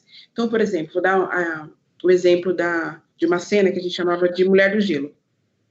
Então, a atriz, ela só, né, cada um tinha um dia lá que a gente separava para o ator trazer contribuições, às vezes em texto, às vezes em figurino, o que ele achasse melhor para esse espetáculo. E aí veio a atriz Martinha Baião, e ela simplesmente colocou uma pedra de gelo que ela comprou num posto de gasolina, tipo um bloco enorme, e ficou lá, assim, tipo, na minha frente, com uma toalhinha enxugando aquela pedra de gelo, como um exercício performático. Só isso. E eu fiquei apaixonada por essa performance dela. E aí nasceu a cena que é uma das cenas que eu mais gosto do Cabaré, que é essa Mulher do Gelo, e que, para mim, a peça, o Cabaré é uma peça, né, que fala muito de tecnologia, né, de como o homem é modificado, às vezes, pelo uso do celular, que ainda, isso estou falando de 2011, nem todo mundo tinha smartphone ainda, mas como até esse movimento, né, de você pegar o celular e ficar jogando para cima com o polegar, né, isso estava sendo uma novidade, né, quando o smartphone foi apresentado também. Mas como o ser humano, ele está cada vez mais, não refém, mas usando prótese, né? Eu uso lente de contato, por exemplo, né? Algumas pessoas usam uma perna mecânica, né? Às vezes um dente que você coloca uma massinha, já é uma prótese que você tem no seu corpo. E essa personagem da Mulher do Gelo, ela era uma completa estranha nesse universo da tecnologia, porque, no meu entender, era uma dona de casa e que ficava enxugando o gelo o tempo todo. Então, ser uma mulher dentro do universo da casa era arrumar a casa o tempo todo, mas estar sempre desarrumada, era estar, aos olhos de um marido abusivo, sempre insatisfeito com as coisas. Mas por que eu quis trazer essa personagem para dentro da tecnologia? Porque parece que o mundo acelera muito na tecnologia e algumas funções, como das mulheres, continuam no mesmo lugar, né? As mulheres ainda são as maiores responsáveis pela organização da casa, pelo cuidado dos filhos, e que isso, a tecnologia não muda. Você pode ter uma air fryer dentro da sua casa, uma lava-louça, não sei o quê, para te ajudar, mas ainda o serviço é doméstico. Então, era um contraponto dentro da peça. Então, é um processo muito legal, que eu gosto do colaborativo, das ideias vindo de lugares. Eu escrevi cenas, por exemplo, com um ator, que era o Zé, que ele trazia um chapéu. E isso virou uma cena. Eu falei, nossa, que chapéu bonito, isso dá uma cena, né? E que eu, sozinha, não ia olhar para um chapéu dentro da minha casa e escrever uma cena. Mas do jeito que o ator colocou, né, do jeito que ele andou dentro daquele espaço teatral, isso, para mim, brotou uma inspiração para uma cena. Então, é um processo que eu gosto, é um processo também que, querendo ou não, me ajudou hoje a ser roteirista, né, de ter outras inspirações. Sim. E, enfim, o que você poderia, assim, deixar para quem está começando a escrever, quem pensa em escrever, assim, acho que não só dramaturgia, né, mas qualquer outra linguagem literária, assim, o que você poderia dizer para essas pessoas, né, que querem começar a escrever, que tem uma paixão muito grande pela dramaturgia, assim, enfim, o que ler, o que estudar, o que te ajudou também, né, você é formada pela SP, é uma coisa muito bonita, porque você é da primeira turma, né, da SP Escola de Teatro, e participou da turma com vários dramaturgos, referências hoje na cidade de São Paulo, assim como você, assim. Então, enfim, meio que sua geração, assim, de escritores abriu muitas portas, até para mim entrar também como dramaturgo. O que você poderia sugerir, assim? Quais os contatos que você teve e que a galera pode ter também? Eu acho que uma coisa bastante importante obviamente que é importante ler dramaturgia, né? Você falou isso há um tempo atrás, alguns minutos atrás, que é óbvio que ler dramaturgia para quem está escrevendo para teatro é importante, ir ao teatro e assistir aos espetáculos que estão sendo produzidos é importante também. Mas uma coisa que é importante também para o dramaturgo é ler e escrever dos mais variados assuntos. Então, tudo, eu entendo que tudo é material para dramaturgia, né? Ler notícias de jornal, é ali que os personagens pode nascer, né? Você assistir um filme que às vezes, o personagem que você olhou nem é o personagem principal, mas ali você pode ter uma ideia para você escrever uma peça de teatro, né? Você ler livros que são de outros universos, que você não está acostumado, que sai da sua zona de conforto, digamos assim, é um material para te inspirar. Ouvir música também. Às vezes a música, não só a música com letra tal, mas às vezes uma música clássica que seja, que não tem uma letra ali, mas tem uma melodia. Isso também pode ser uma motivação, uma inspiração para você criar o ritmo na sua peça de teatro. Eu fui para Cuba o ano passado, e aí eu tive aula com um dos roteiristas lá, um professor, e aí ele falava sobre essa música clássica, né, que sempre tem clímax nessas músicas, né, que tem aquele momento dramático, e como isso vai sendo uma crescente também, para chegar nesse lugar, né, que isso também pode ser um exercício, não só para o audiovisual, mas para o teatro também.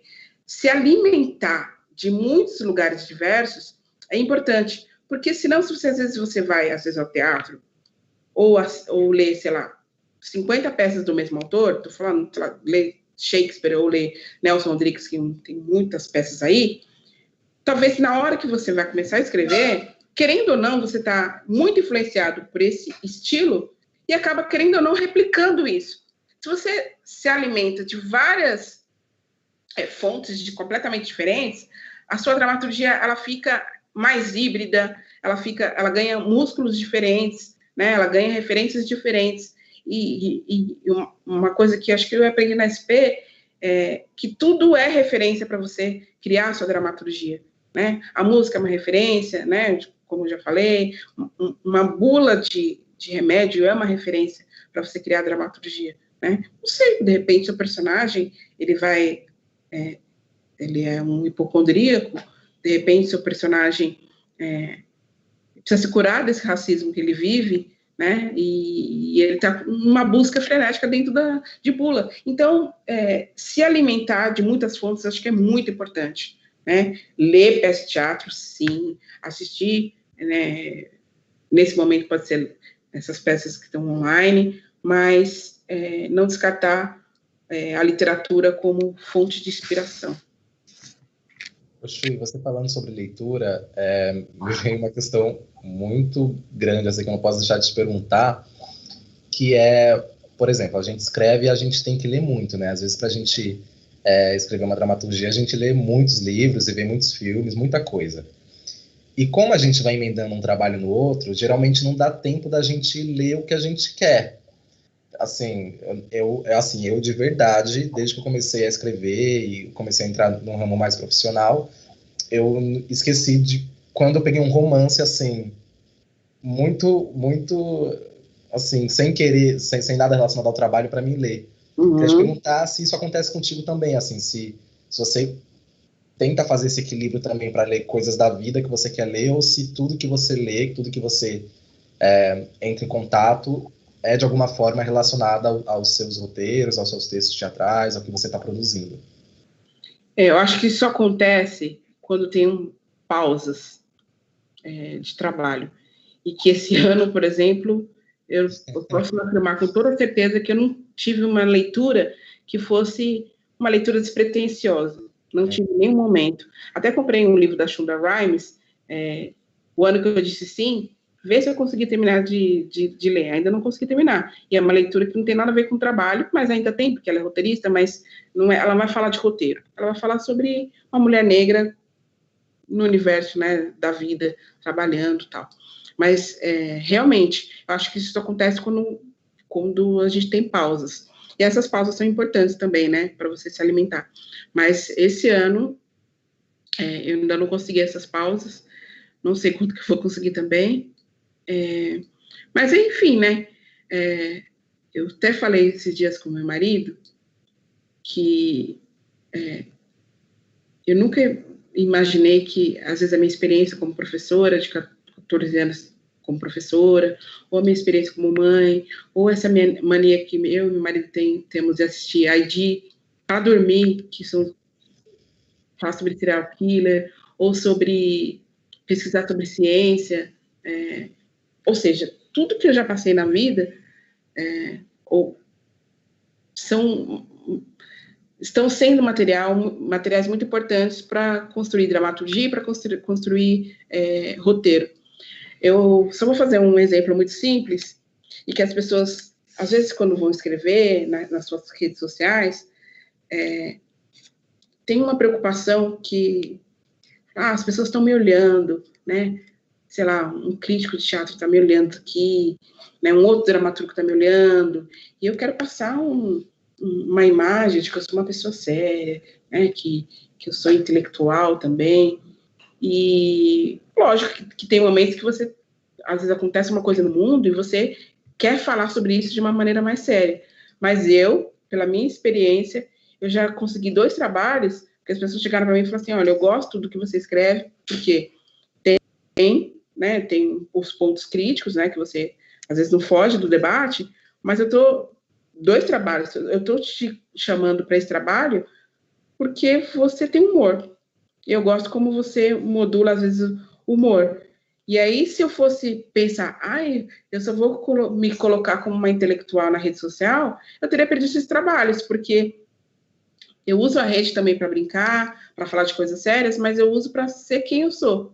E é importante, às vezes, você ser quem você é na rede social, escrevendo mesmo, né? Porque a escrita não é só a escrita quando você abre o Word, quando você abre um programa de roteiro como Final Draft, para você escrever.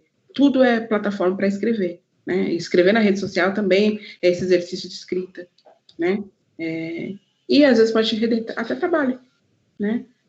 Eu estou falando do trabalho no audiovisual, mas trabalho dentro do teatro também. Enfim, te acompanhando nas redes sociais, essa coisa da metáfora, né, que você falou que usou dentro do texto do Abu, do Quando Eu Morrer Vou Contar Tudo a Deus, vejo muito que você usa também, né, nas redes sociais, através dos memes, né, pra quem não sabe, a Chu, ela é uma grande memezeira, assim, que faz memes, assim, muito engraçados, com muita qualidade, com muita profundidade metafórica, né, a Chu, ela usa... Veja assim que você usa muitas metáforas, né, para você... Toda vez que rola uma coisa, assim, um assunto, você pode esperar que a Chu, ela vai lançar um meme, assim. E é muito... E isso tá totalmente ligado à sua forma de escrever, né, assim, através das obras que eu entrei em contato, assim. Então, super verdade você tá falando, assim. Tem um comentário... Linguagem. O meme também é uma linguagem, né? Às vezes é uma linguagem que está ali em texto, mas é uma linguagem visual. É uma imagem que conta uma história também. Às vezes você tem que fazer pelo meme, você tem que ter outros links. Às vezes um meme que já passou, né? E linkando com um fato político que está acontecendo agora. Então, para mim, meme é brincadeira? Mas meme também é escrita, é linguagem, é raciocínio, né? Eu gosto do meme, respeito o meme e vou defendê-lo. Não, é isso, assim, é falar sobre assuntos pesados de forma leve, basicamente é isso, assim, porque confesso que tem muitas notícias em que eu fiquei sabendo pelos memes, eu vendo os memes, falei, gente, o que tá acontecendo? E aí eu ia lá pesquisar, tá acontecendo isso, isso e isso. E é como você disse, né, as várias camadas, então às vezes um meme pega tanto que ele vira referência, aí você usa essa referência para outro, aí a junção dessas duas vira outra referência, aí você só vai acumulando, né, é uma linguagem nova, assim, né, nesse país, que eu acho que talvez, assim, deve invadir as dramaturgias futuras, assim, né? Pegando o gancho daquela palavra lá, daquela pergunta. O Ícaro, ele mandou aqui um comentário também, ele falou o seguinte: Chu, cheguei por agora, não sei se você já falou disso, mas gostaria de saber como sua experiência como professora de língua portuguesa da rede pública alimentou e alimenta a sua relação com a escrita. Mas alimenta muito, né? Não só o GIS, que é diretamente, claro, né? Porque é uma sala de aula. Só vou falar rapidinho do GIS. O GIS, eu comecei a escrever porque o 45 era o número que me perseguia, porque eu tinha 19 anos quando comecei a dar aula, e a diretora da escola, uma escola pública, de uma zona periférica, chegou para mim e falou assim, olha, essa aqui é sua lista de chamada, seus aluninhos de 8 anos de idade, terceira série, aqui para você. E eu olhei assim, 45. Eu falei, gente, como assim, 45 crianças dentro de 8 anos, numa sala de aula? Isso é cruel, assim, tipo, já 30 já acho bastante, como assim 45? E aí, depois daquele 45, era o tempo de uma aula, né? Pelo menos naquela escola, dava nem 50 minutos. Aí eu ficava, nossa, é 1 minuto para cada aluno, se a gente for raciocinar, uma conta fria, é 1 minuto para cada aluno. 2 minutos eu estou deixando de atender alguém. Acho que essa é a lógica. E 45 era o número que ainda é, né, o número do partido que governava e governa eternamente São Paulo. E aí eu ficava pensando, né, esse número me perseguiu bastante, e aí acabei criando o GIS. Foi muito importante o GIS, porque ele não traz um debate racial na linha de frente, mas traz em outra camada. Porque ao ter a Ana Flávia Cavalcante ensinando o GIS, que é uma atriz negra, algumas pessoas iam assistir ao espetáculo e falavam assim, já espera aí, que já vem um punho cerrado, né, nessa peça, vai abrir um debate racial já. E a peça acabava e não tinha debate racial nenhum. Mas o simples fato de ter uma mulher negra em cena era um debate racial, porque as pessoas falavam assim, caramba, quantos professores negros eu já tive na vida? E isso era importante para mudar o imaginário, né? Os professores também, pessoas negras também, estão em outros lugares que não vou falar do debate racial todo o tempo, mas então, estão em outras profissões. Então, acho que foi o maior aprendizado do GIS, ao ter uma atriz negra fazendo. E eu acho que isso mudou tudo, de querer escrever outras dramaturgias com protagonismo negro.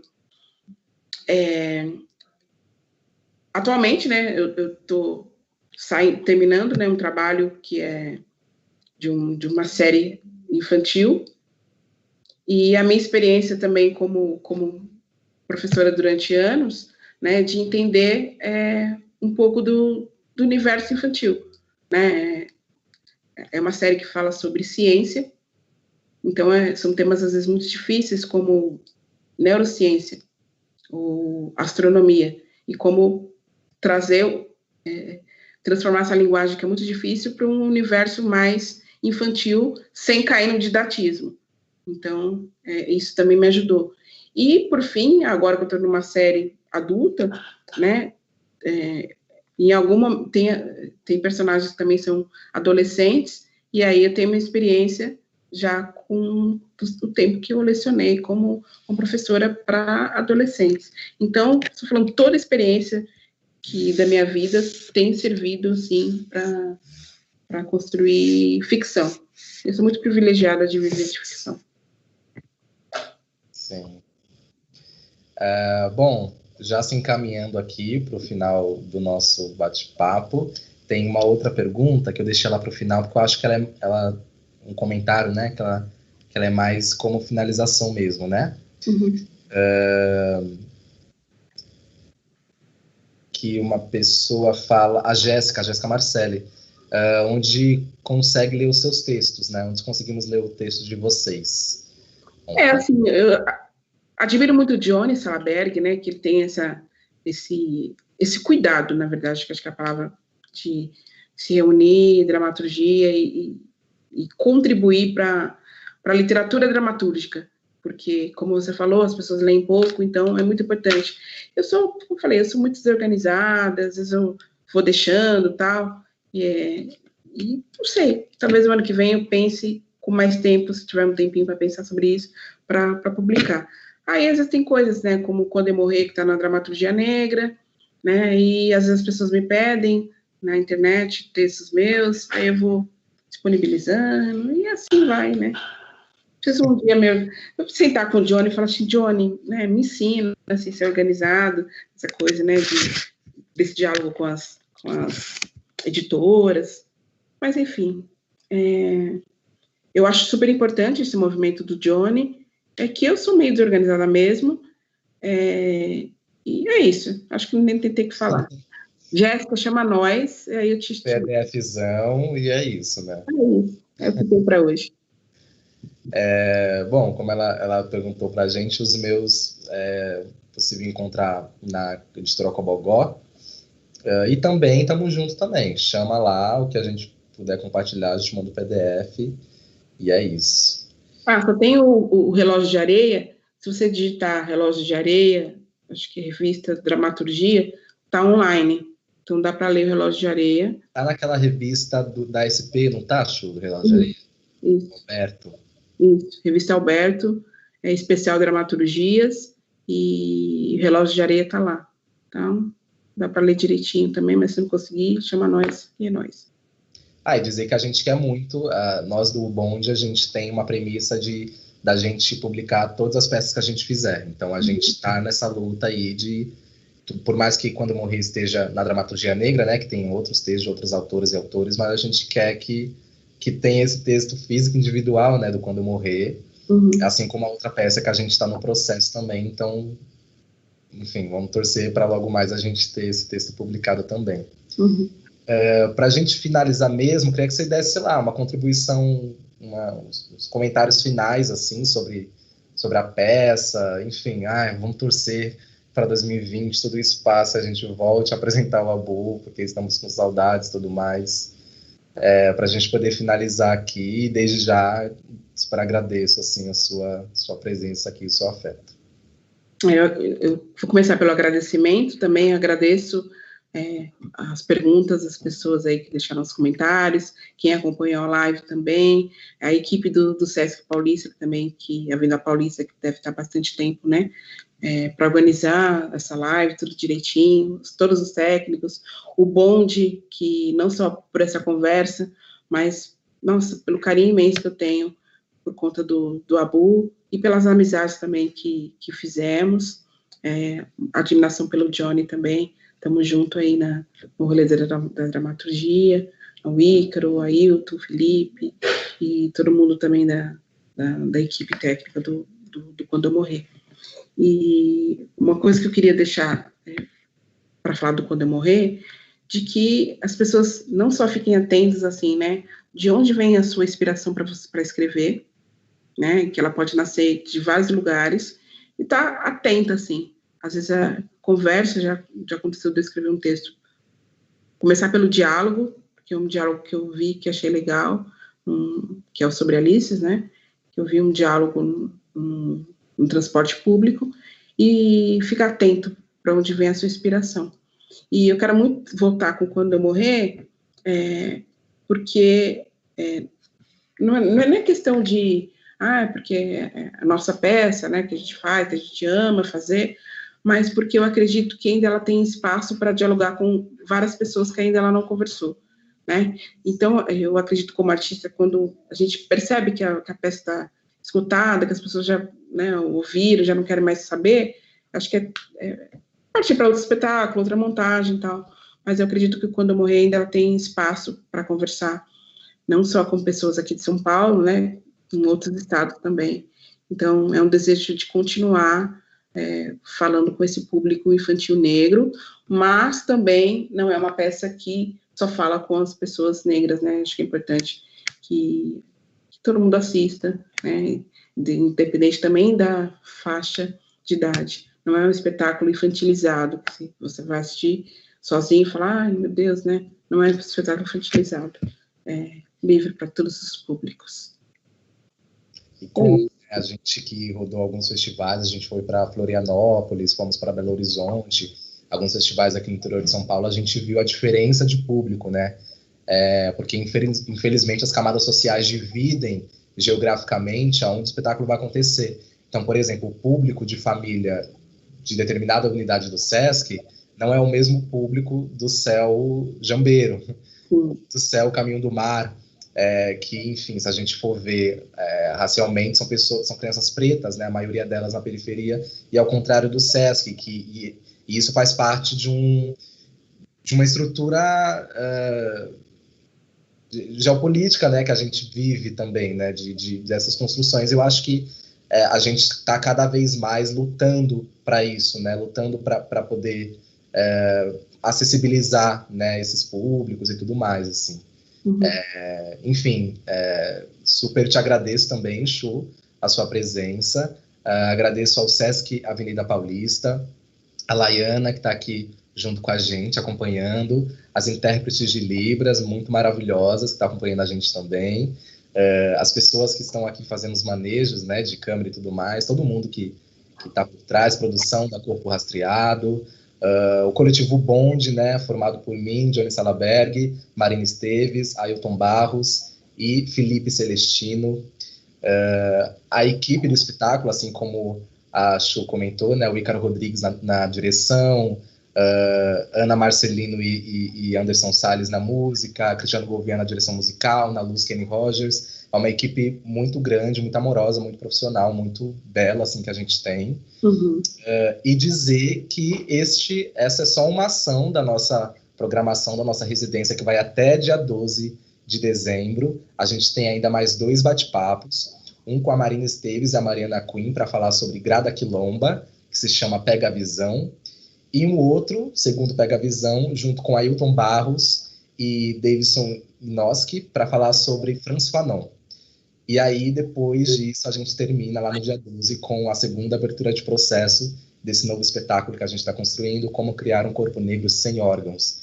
Então, para acompanhar toda essa programação, tudo isso que a gente está falando aqui, é só acessar as redes sociais do O Bonde, no Instagram O Bonde e no Facebook O Bonde também, e as redes sociais do Sesc Avenida Paulista, no Instagram e no Facebook, que lá tem toda a programação completa para a gente poder trocar e estar junto aqui, né? Ainda numa pandemia, mas estar junto falando sobre arte, falando sobre dramaturgia preta, falando sobre resignificação, como que a gente consegue tá junto nesse momento, né? Uhum. É isso. Legal, Johnny, Maria, obrigada pela presença de vocês. Queria agradecer também todo mundo que acompanhou esse bate-papo super especial até agora. A gente está vendo ali no chat do YouTube muitas pessoas encantadas, super felizes com essa troca de ideias que foi muito especial. É isso, acompanhem as nossas redes sociais. Amanhã a gente tem mais um bate-papo com a Mariana Quinn e com a Marina Esteves sobre Grada Quilombo. E é isso, pedir só desculpa, a gente teve uma oscilação na internet das intérpretes de Libras, a gente avisou lá no chat, então elas ficaram indo e voltando. Mas é isso, agradecer a presença de vocês, obrigada, boa noite. Obrigado, Sigam Maria Chu no Instagram. Obrigado.